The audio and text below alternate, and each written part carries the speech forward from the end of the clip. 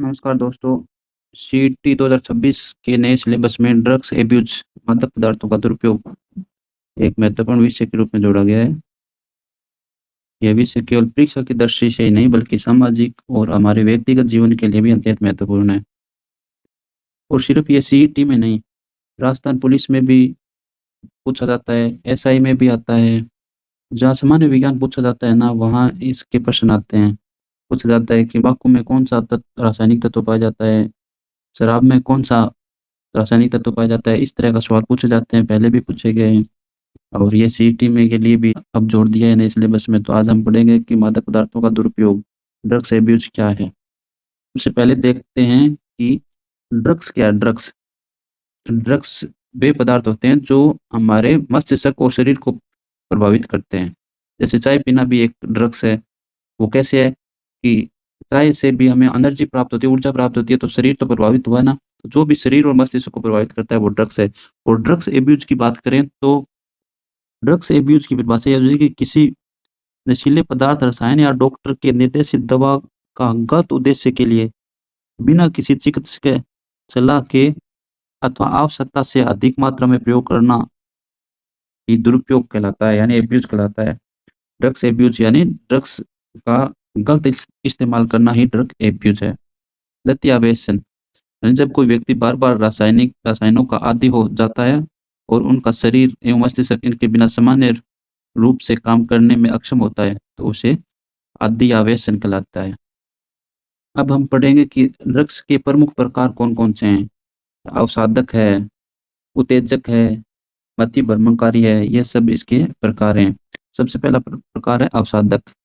अवसादक में क्या होता है कि जिसमें वो सभी रासायनिक तत्व या रासायनिक पदार्थ या ड्रग्स आती हैं जो मस्तिष्क की गति को धीमा कर देती है।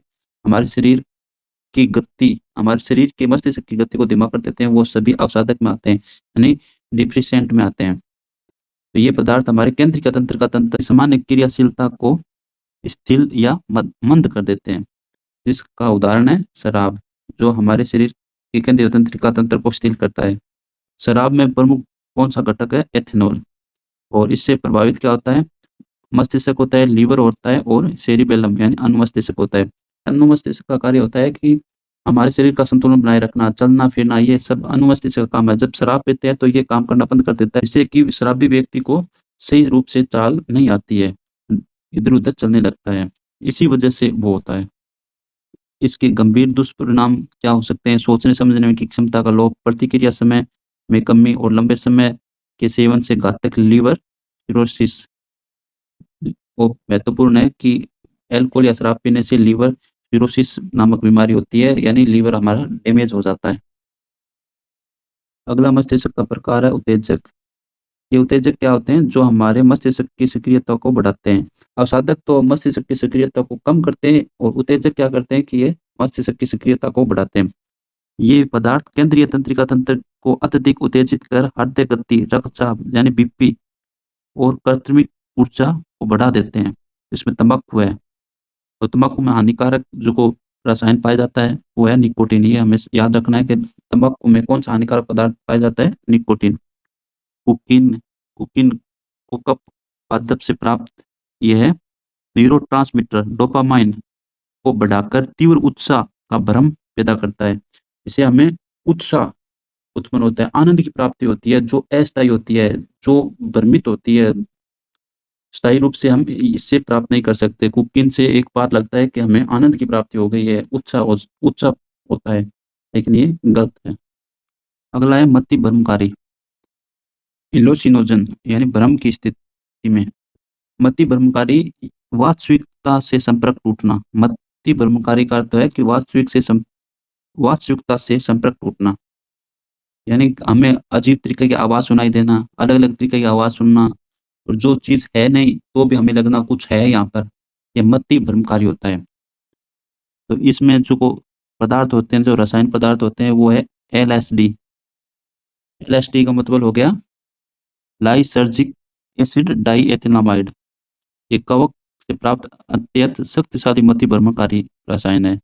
दूसरा है कैनबिस स्टाइवा। भांग के पौधे के विभिन्न हिस्सों से भांग, गांजा एवं चरस प्राप्त होते हैं। सक्रिय तत्व इनमें प्रमुख रासायनिक घटक होता है THC, टेट्राहाइड्रोकेनाबिनोल पाया जाता है।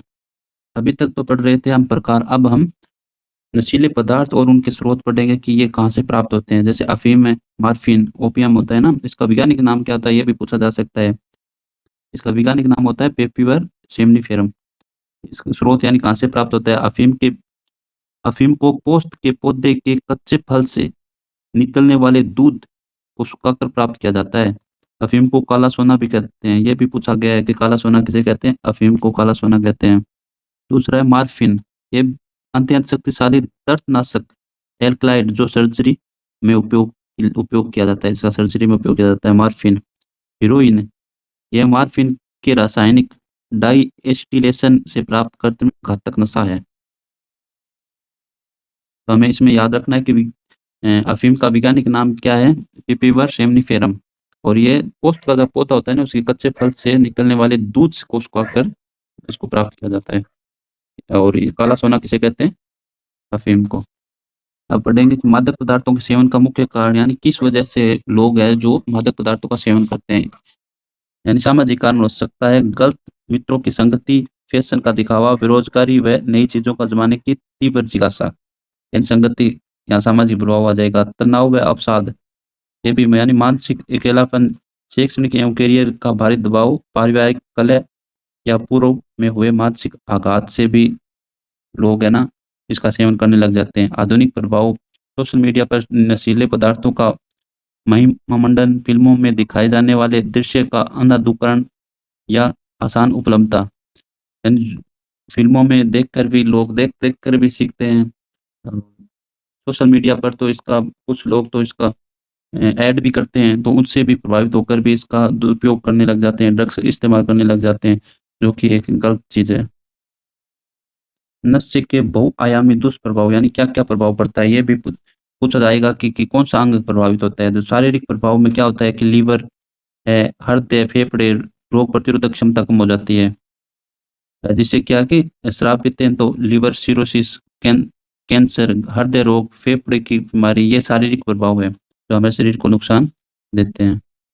और मानसिक प्रभाव, मस्तिष्क पर सबसे ज्यादा प्रभाव डालता है ड्रग्स, जिससे क्या है कि अत्यधिक तनाव, गहरा अवसाद, स्मृति लोप, आत्मविश्वास की कमी, ये सब होता है। सामाजिक व आर्थिक प्रभाव क्या है, पारिवारिक संबंध व सामाजिक प्रतिष्ठा, समाज में प्रभाव पड़ता है कि उसके प्रति सोच लोगों की अलग हो जाती है, भिन्न हो जाती है, उसको एक गलत आदमी की तरह देखने लगते हैं। समाज में भारी वर्दी, आर्थिक कंगाली, घरेलू हिसाब, सामाजिक बहिष्कार, ये सब सामाजिक व आर्थिक प्रभाव होता है। अब पूछा जा सकता है कि विड्रो सिंड्रोम ये क्या होता है। विड्रोल सिंड्रोम होता है जब कोई नशे का आदि व्यक्ति अचानक नशा पूरी तरह से बंद कर देता है तो उसका शरीर हिंसक शारीरिक एवं मानसिक प्रतिक्रिया दिखाता है। इसे ही चिकित्सा विज्ञान में विड्रोल सिंड्रोम कहा जाता है। यानी जो व्यक्ति अचानक ही शराब छोड़ता है, शराब का आदी व्यक्ति या फिर किसी ड्रग्स का आदी व्यक्ति अगर वो अचानक ही छोड़ता है तो उसको एक अजीब सा शरीर में अजीब सा महसूस होता है और वो सामान्य जो शरीर की गति होती है वो अलग तरीके से काम करने लगता है। इसे डॉक्टरी भाषा में विड्रोल सिंड्रोम कहते हैं। इससे क्या होता है कि शारीरिक कंपन व बेचैनी, यानी हाथ पैरों का अत्यधिक कांपना, असहनीय बेचैनी व शरीर से ठंडा पसीना आना, ये होने लगता है अचानक कोई व्यक्ति नशा का आदी व्यक्ति नशा छोड़ता है तो। गंभीर अनिद्रा एवं अवसाद, पूरी तरह से नींद न आना, उल्टी व दस्त होना और गहरे मानसिक अवसाद की स्थिति उत्पन्न हो जाती है इससे। तो विड्रोल सिंड्रोम क्या होता है कि कोई नशे का आदी व्यक्ति नशा छोड़ता है तब उसके शरीर में क्या गतिविधियां होती है वो उससे क्या कहते हैं, विड्रोल सिंड्रोम कहते हैं।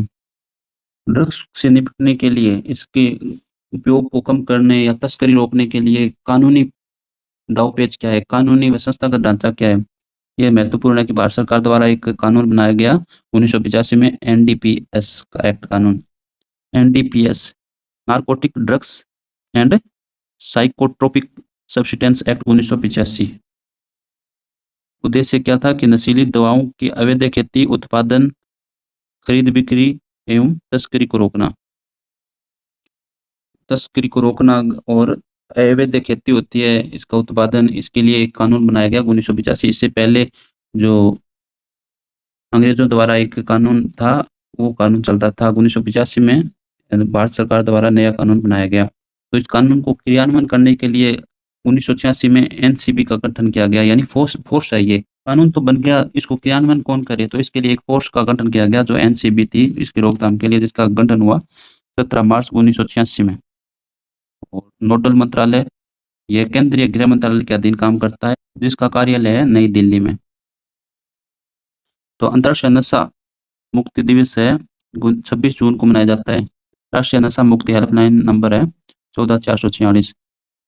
NMPA अभियान, नशा मुक्त भारत अभियान, जो सबसे बड़ा राष्ट्रीय जन आंदोलन है। ये भारत सरकार द्वारा चलाया गया प्रमुख अभियान है, नशा मुक्ति भारत अभियान। अब थोड़ा महत्वपूर्ण परीक्षा उपयोगी तथ्य या निष्कर्ष देख लेते हैं कि एक तो पूछा जाता है NDPS एक्ट कब लागू हुआ या कब बना 1985 में, तो उसके तहत एनसीबी की स्थापना 1986 में हुई। अफीम का वैज्ञानिक नाम क्या है? पेपेवर सोमनिफेरम। तंबाकू का सक्रिय रसायन का नाम निकोटीन। शराब का मुख्य घटक एथेनॉल। गांजा या भांग के पौधे से प्राप्त होता है कैनाबिस साटिवा, जो जिसमें सक्रिय रसायन है THC। तो ये वीडियो आपको कैसा लगा जरूर कमेंट बॉक्स में बताएं। धन्यवाद। जय हिंद।